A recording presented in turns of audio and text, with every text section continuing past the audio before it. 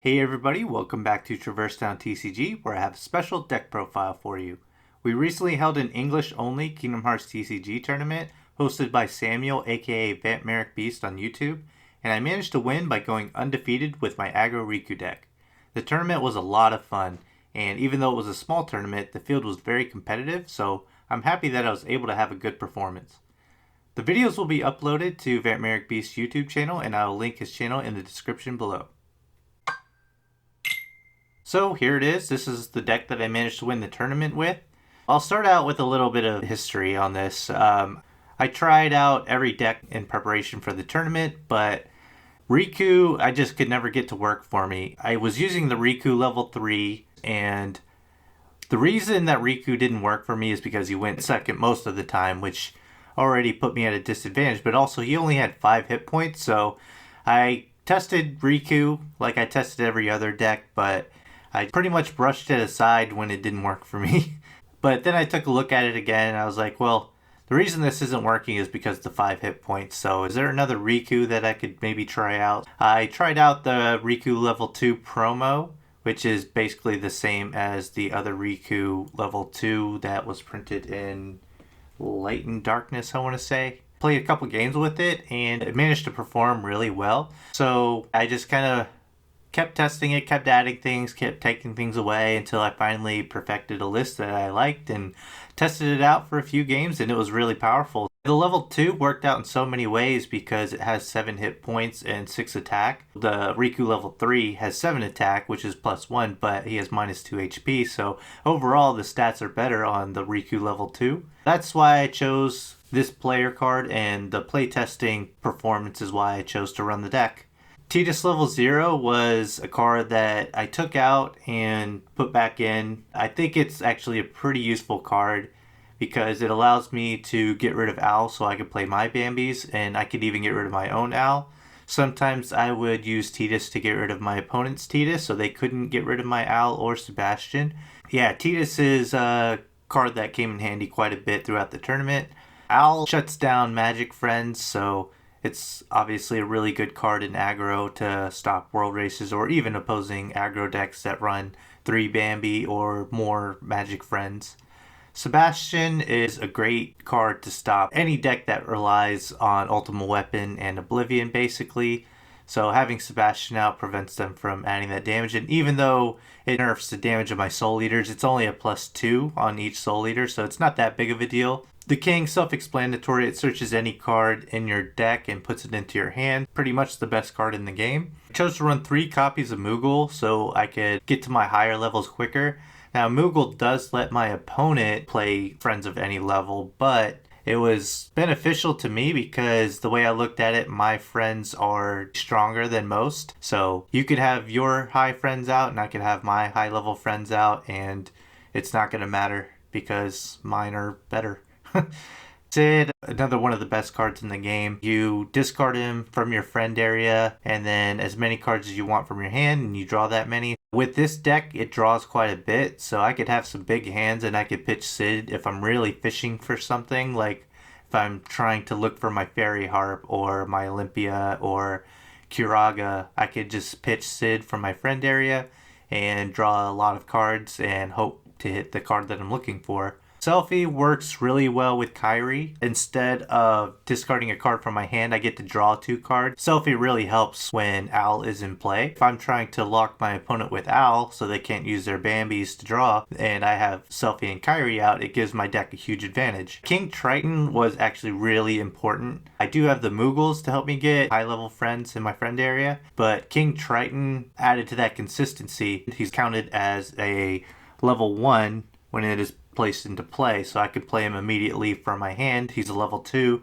I can go into my level 3s, my Donalds and Goofies. I actually last minute added a second King Triton, and it made a huge difference in the consistency when I was testing. Kairi really made this deck work. By herself, you get to discard a card and you name a card from the top of your deck. If it's the card that you named, then you get to put it into your hand. Otherwise, you discard it. So I would rarely hit the card that I named, but I actually did hit the card that I named one time throughout the tournament, and it really helped out. but Kyrie and Selfie in this deck, it's just so underrated, and I want to thank my friend Kyle, my playtesting buddy, for showing me that this is a very strong combination, especially in the English-only format. Moving on, we got Donald and Goofy level 3, draw a card when they come into play. Pretty good to keep the deck going, but also Donald lets me cast Kiraga and Bambi's, and Goofy, he has 5 support, so that's pretty good on top of drawing a card. Sephiroth, when he participates in a challenge, he doesn't need to be discarded after the challenge, so that's really good to have a consistent 9 out, and there's not too many cards that can get rid of him straight up. Like there's Jack Sparrow and there's Orin.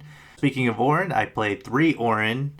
I thought about cutting it down, but there's just so much pressure you put on your opponent when you can play Orin after Orin after Orin, because whenever you win a challenge with Orin, you get to choose a friend from your opponent's friend area and you get to discard it. So that's really good. And on top of that, he gains X support for each friend in your discard pile.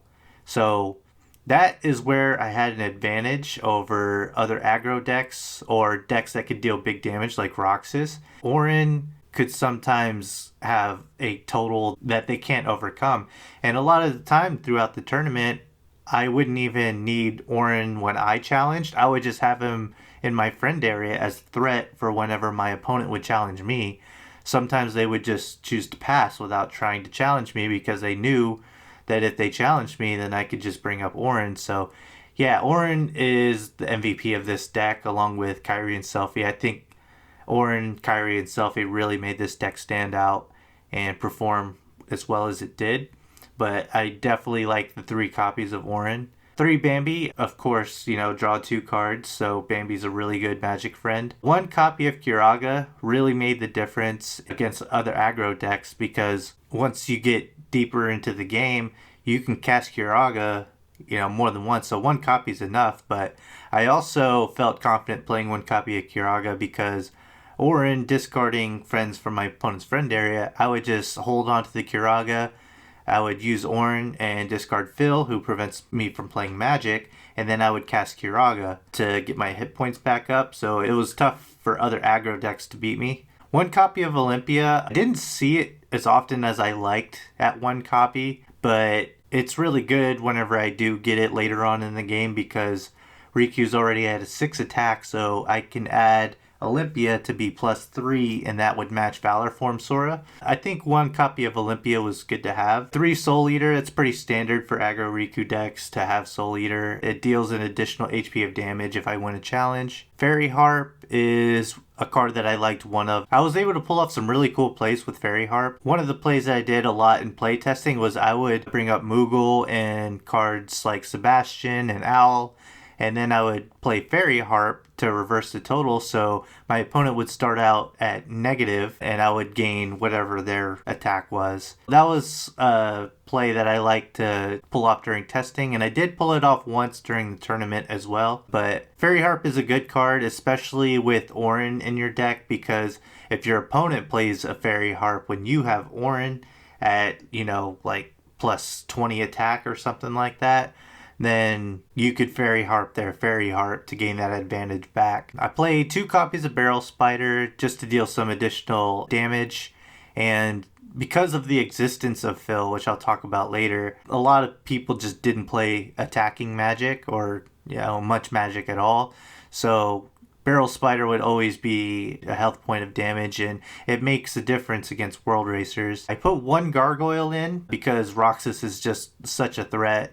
And Gargoyle really hurts Roxas, especially because, like I said, a lot of decks didn't play attack Magic because the existence of Phil.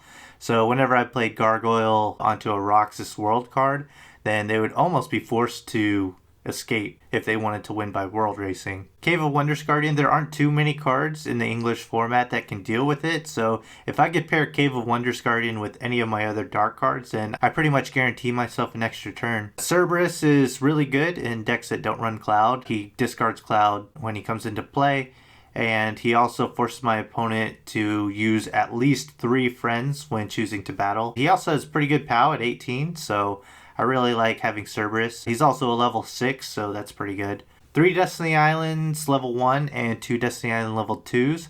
That just helps me get my level 0s whenever I need them. It helps me gain a little bit of HP. Lastly, I play 1 Break of Dawn event promo where both players take 1 HP. This is an aggro deck. It's pretty aggressive, so I want to take as much HP as I can. The Break of Dawn event promo with Barrel Spiders and Soul Eaters really help. Once this deck sets up, it performs really well.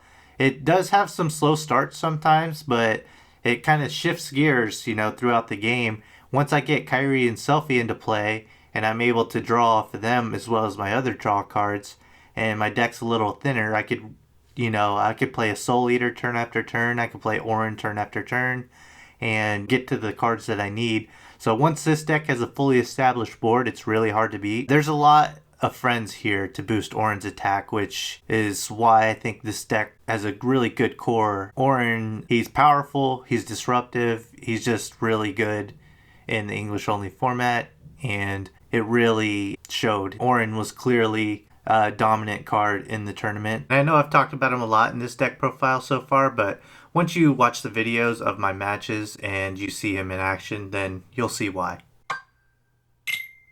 Alright, so now that I've explained the deck a little bit, the reason that I had some of the cards that I did, and you've seen my deck list, let's talk about the matchups that I faced in the tournament. So when pairings went up, I saw that I was playing against Bert, who has an incredible World Racer deck. It's really consistent, and he was not the opponent that I wanted to face in round 1. I actually didn't think that I had a favorable matchup against Bert's World Racer because it can pretty much handle any situation that an aggro deck can throw at it. Going into the match, I was already not feeling too confident, and as the match went on, I definitely didn't feel confident because he was able to get to 10 levels of worlds with a lot of hit points left, and it actually came down to one play that was a complete game changer.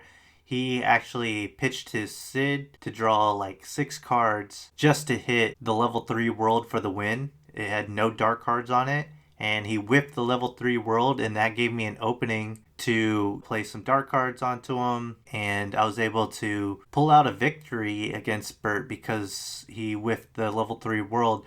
That was probably the best game of the Kingdom Hearts TCG that I've ever played. That game could have went either way, and it really is cool to see a World Racer versus an aggro deck. If I was ever to show somebody a game between an aggro versus a World Racer as an example, that would be the perfect game to show. He went all in for the win, and I told him I would have done the same thing. If you have a chance to win a game, that's what I always do. I always go for it. Fortunately for me, he wasn't able to hit that level 3 world, and I was able to slow him down enough to where I could keep knocking his HP down to 0. He did concede before we reached that point, but it was a really great game. I just got a little bit luckier there at the end. Moving on to round 2, I played against Roxas, and I'll be honest, it came down to Roxas and Riku for me for which deck I was going to play. Roxas was the first deck that I built, and I play Roxas all the time, so I know Roxas pretty well. And in English only, unless you're playing attack magic, Gargoyle forces you to escape, and then once that happens, then you're forced to try to play aggro. And Roxas trying to play aggro just can't keep up with other aggro decks that could take multiple hit points at a time. Roxas also doesn't have as much draw as other decks, so there is another disadvantage for Roxas there. As soon as I put Gargoyle onto his world and forced it to escape, I kind of knew that I had the game because I was set up and I was able to draw through my entire deck. But it was a good game. We went to a game 2, and it was kind of a lot of the same. A lot of people were playing that Gargoyle card in their decks so that they wouldn't lose to Roxas. But if it weren't for that card, Roxas would be a tough deck to beat. Going into the finals match, I was facing off against Leo. Leo was playing a Valor Sora deck. I think he was originally playing Simba level 4 in his deck, which actually is a card that Selfie and Kyrie would have a problem with because I would have to discard all but one, and I need both of them in order to get their effects. Without him having Simba, it made it really hard for him. My deck caught fire in the finals, and I was able to set up both games very easily, very quickly, very consistently. And I think Kyrie and Selfie made a huge difference in that matchup. But as you can see, once I had a lot of friends in my discard, then Orin was just too much for him to overcome, and he couldn't even challenge me. So he had to scoop both games. Also, I was able to heal myself with Kiraga throughout the matchup, and that was an advantage that I had. But yeah, I think it was just a good matchup for me based off of deck construction. Like I said, there's a few cards that he had taken out that could have made a difference, but I think in the end it came down to cards like Kiraga and Orin's big support and the extra draw from Kyrie and Selfie that really helped me pull out that matchup. So I am glad that I did not face Kyle's deck, because in testing, Kyle's deck beat me more often than not. Kyle played a Dark Riku deck that played a bunch of pirates and shadows, so he's able to get them into play really quickly, and he could overwhelm my deck. If I faced him in the finals, we'd probably have a different champion. It wasn't a complete loss for me, but if I didn't set up quickly, then his deck would just overwhelm. Even Orin can't keep up with 7 pirates on the board. So I really dodged one there by not having to play Kyle in the tournament. Overall, I would say this deck had a clear advantage over Roxas and Valor Form Sora, but Bert's World Racer and the Dark Riku Pirate Swarming deck, those are 2 matchups that this deck can easily lose to. So my final thoughts on this deck, I think that the core strategy is really good. This is a pretty consistent deck, and I like how aggressive this deck is. Once it's all set up and functioning the way that it's supposed to, it's just really hard to beat. It produces high numbers and challenges. It has a lot of versatility as well, I think, with the ways that I can disrupt opponents, whether it's the dark cards or discarding friends with Orin, or shutting other decks down with Al and Sebastian while I'm still able to draw with Kyrie. I had a lot of fun playing this deck, but if we were to have another tournament, the game would be different. I think the core strategy of this deck is still sound. I think it would work, but I think other decks would start playing more cards like the Gravity cards and Simba, and definitely I would expect Monstro to be played more often, as well as Magic cards perhaps. So if I were to make any changes to this deck, maybe I would include Phil, because I took a gamble in the first place that people wouldn't play Magic. So if people see, oh, this deck won and it didn't play Phil, I'm safe to play Magic, then that would be something. But the core, I wouldn't change too much about the core of this deck. There's little that other decks could do about Selfie and Kyrie outside of Simba, level 4, and maybe Gravaga. But I still think that Orin is a very powerful card, and I think Riku level 2 promo really opened my eyes, because it's a card that I never considered playing, but it was a perfect choice for this deck. 6 attack is very respectable, but the 7 hit points, that's really good for an aggro deck. I think it is a deck to beat if we were to hold another English-only tournament. But it is beatable. It's definitely beatable. I'm not going to say that this is a perfect deck, because, I went undefeated with it. It does have its flaws. The deck does start out slow sometimes. Also, like I said, no fill. So if my opponent played Magic, then, it would be a game changer if they knew that they were able to play Magic. Yeah, I just wanted to show you guys my tournament winning deck and go over it a little bit. Once again, thank you to Kyle for helping me play test, and Bert, Leo, Matt, you guys were all great. The tournament went smoothly. Thanks to Samuel for hosting. Having a tournament is a huge step for us in the Kingdom Hearts TCG community and where we want to go. It's 2021. The game's been out of print for so long, and we just pulled off a pretty good tournament with this. So very happy about that, and I definitely am looking forward to more tournaments in the future. But yeah, that does it for this video, guys. I'll catch you on the next one.